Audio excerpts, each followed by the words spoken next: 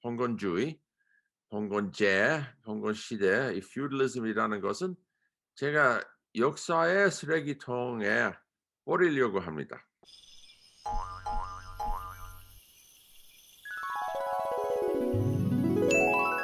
안녕하세요, 여러분. 여기 Mark Peterson인데, this is the Frog Outside the Well Research Center. 우물파괴 연구소. 반갑습니다. 오늘 하고자 하는 것은 하고 싶은데도 하고 싶지 않아요. 왜 하고 싶지 않느냐면은 여러분 가운데 이것을 좋아하지 않은 사람 몇 사람이 있을 거예요. 이것은 오늘 신민사관과 봉건주의에 대해서 이것은 제가 미국 속담 하나 가르칠게요. Whose ox is being gored? 누구의 황소가 찔게 되는 겁니까? 무슨 말이냐면은 누구의 좋아하는 이론을 파괴되느냐 이겁니다. Ox being gored, gored이라는 말 잘 모르실 거예요. gore이라는 말은 피, 빨간 피. 그러니까 빨간 피 흘리는 너의 좋아하는 황소, 어느 황소입니까? 이겁니다. 그러니까 하나를 좀 한 황소를 찔게 좀 해봅시다. 어떤 거냐면은 저 시민사관이라는 것이 제 우물파괴 개구리한 영상들이 여러 사람은 새로운 시선이다, 좋아한다 하는 사람이 있긴 있는데 또 시민사관 아니다 하는 거예요. 그러니까 어떤 면으로 시민사관 아닐까 제가 보는 거, 제가 우물파괴 보는 건데 시민사관이 일본은 한국을 저 이등 시민 대우를 좀 했죠. 좀 밑으로 봤는데 아래 봤는데 후진적인 조선, 후진적인 역사도 있다 하는 이런 개념은 시민사관인데 그뿐만 아니라 봉건주의 일본은 아주 자랑했어요. 자기들의 사무라이 또 봉건주의의 역사는 유럽하고 같은 봉건주의다. 이렇게 자랑 좀 했었습니다. 일본이. 또 일본은 좀 현대화, 서양화 할 때는 이거 모두 합쳐서 봉건주의도 들어갔었어요. 그 반대로 일본은 유러피언식 봉건주의가 있었으니까 우월한 국가이라고 하면서는 한국은 후진적이다 한 거예요. 근데 오늘 제가 이것은 봉건주의, 봉건제, 봉건시대, 이 feudalism이라는 것은 제가 역사의 쓰레기통에 버리려고 합니다. 완전히. 이것을 이해하기 위해 역사를 알기 위해 한 사례를 좀 봅시다. 이 사례는 요 가운데는 산 있잖아요. 산봉우리. 그 산이 있는데 이 산의 뒤면입니다. 여기서. 앞면은 옛날에 이렇게 생겼는데 옆으로 본다면은 여기 봅니까? 뭐가 있습니까? 여기 앞으로 현대로 본다면은 아까 옛날인데 여기 현대로 본다면은 이겁니다. 이거 미국의 유명한 마운트 러시모어. 워싱턴 대통령, 제퍼슨 대통령, 링컨 대통령, 로즈벨트 대통령 아주 막대한 산 크기로 이런 조각 있습니다. 그러니까 산이 바뀌었죠. 앞뒤는 산이 바뀔 수 있듯이 역사도 바꿀 수가 있습니다. 한국에는 10년이면 강산도 변한다 한 속담이 있잖아요. 이거 맞습니다. 어떻게 바꿀 수 있느냐 하면은 새로운 해석이 있을 수 있고 또 새로운 시선으로 어떤 일을 볼 수도 있고 또한 새로운 사실을 발견할 수도 있고 또 새롭게 다른 나라를 비교하면은 사실을 발견할 수가 있고요. 이거 모두 우물파괴로 본다면은 역사는 좀 바꿀 수밖에 없다고 주장합니다. 이 관계로 봉건주의는 어떨까요? 한국 역사에는 봉건주의가 있었습니까? 자, 먼저 봉건주의는 잘 공부한 게가 유럽하고 일본하고 비교한 거 있어요. 뭐 나이트, 사무라이 이런 비교가 있는데 근데 한국에는 봉건주의 있었습니까? 또 이 질문은 두 가지 질문이에요. 이중 문제이라고 좀 생각하는데 그것은 봉건주의 있는지 또한 봉건주의의 단계, 역사의 단계에 있어서 봉건주의는 있느냐 이 두 개의 질문인데 제 답변은 둘 다 아니라고 절대 아니라고 주장합니다. 한국의 이 단계가 이 단계라는 봉건주의라는 단계는 없습니다.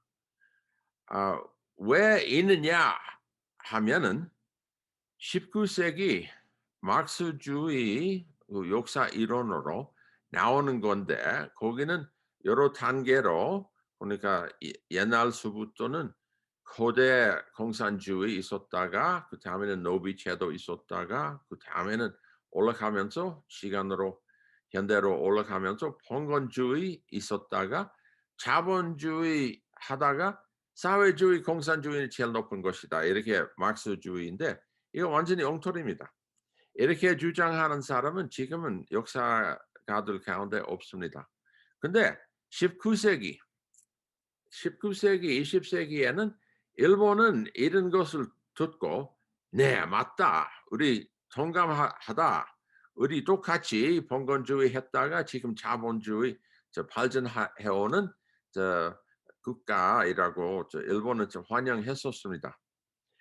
그 반대로 제 이해가 제 이해하는 것을 여러분들께 설명하기 위해 제 이론 이것은 세종 이론이라는 거 있습니다. 이것은 설명할게요. 이것은 세종이 19세기에 왕이었다면은 또 세종 아니었으면은 세종과 똑같이 훌륭한 왕이 있었다면은 어떻게 달랐을까 이렇게 생각하는 거예요. 19세기 본다면은 왕들 특별히 고종은 무능해요. 미안하지만 또한 그 주변에 정부도 무능해요. 세종 같은 사람이 왕이었으면은 넓은 세상에 알아보고 배우고 연구하고 하는 사람이었습니다. 19세기에는 벌써 중국을 통해서 서양 사람이 있다는 거 알고 또한 천주교도 왔고 서양서 온 과학 있다는 거. 저기 세종대왕이 왕이었으면은 그 13명 프랑스 신부님들 있었잖아요. 다 순교자 됐잖아요. 고종은 다 사람을 죽였는데 세종은 그렇지는 않았을 거예요. 오히려 만찬회 했을 거예요. 앉아서 배워봅시다 했었을 거예요. 그렇다면은 세종이 유럽에 알아보고 어떤 건지 배우고 나라를 개화하고 또 미국도 대사님 보내고 어떤 건지 배우고 이것은 세종 같은 사람의 사고방식이에요. 세종이 글을 배우기 위해 그 한글을 국민장음을 발견하기 위해 17번 대사님은 중국에 보냈습니다. 그 다른 나라의 글을 배우게. 마찬가지로 19세기 계셨으면 그렇게 했었을 거예요. 그렇다면은 페리 준장 있잖아요. 카모도어 페리. 일본에 가신 미국 해군. 그분은 일본에 가지 않았고 그분은 한국에 이렇게 우수한 나라, 우수한 왕이 계신다. 거기는 개화 시키려고 하셨을 거예요. 일본 말고 한국에 갔었을 거예요. 페리 준장이 아주 대단한 사람이에요. 그 사람은 일본에 대해서 완전히 문을 열리려고 여러 가지 방법으로 노력했는데 아주 성공했죠. 또 페리 준장이 그때 막부 그러니까 쇼군 그 통치를 좀 끝냈죠. 또한 일본은 서양 기술을 도입했죠. 일본은 완전히 깨웠다 한 거요. 그때는 해 그때 뭐요 범선뿐만 아니라 돛배뿐만 아니라 기선 있었어요. 한 10척 정도 일본에 왔는데 그 가운데는 세 척은 기선이었습니다.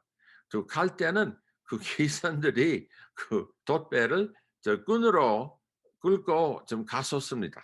그러니까 태평양을 바람 부는 거 기대하지 않고 이렇게 건너갈 수가 있었는데 아주 새로운 기술이에요. 일본 사람들이 이거 보고 좀 놀랐습니다. 그뿐만 아니라 페리 준장이 여러 선물이라고 하는데 근데 기술을 보여주려고 한 거. 그 기차 저기 미국 기차 하나는 크기가 너무 커서 배에 싣고 갈 수가 없었는데 4분의 1의 크기가 기차를 하나 만들었어요. 또한 그 기차를 탈 수 있는 트랙, 절도 한 100 미터 정도 했었어요.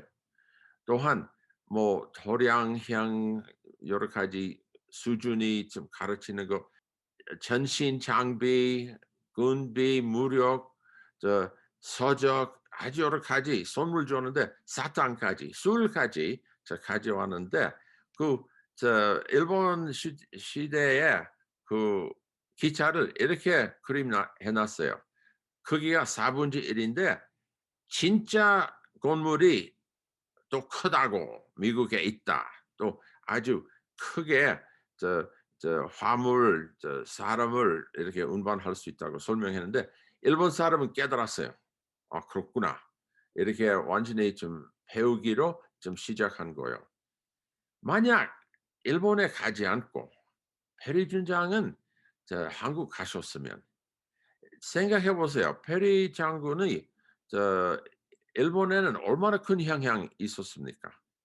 또 마찬가지로 아시아에 얼마나 큰 영향이었습니까? 또 온 세계에 아주 큰 영향이었습니다. 아주 페리 장군은 대단한 사람인데 만약 일본 가지 않고 한국 가셨으면 어떻게 됐었을까요? 상상해 봅시다. 그렇다면은 한국은 먼저 현대화했었을 거예요. 그렇다면은 일본은 뒤로 남아 있었을 거예요. 후진국이라. 또한 한국은 온 아시아의 제일 위대한 나라가 됐었을 거예요.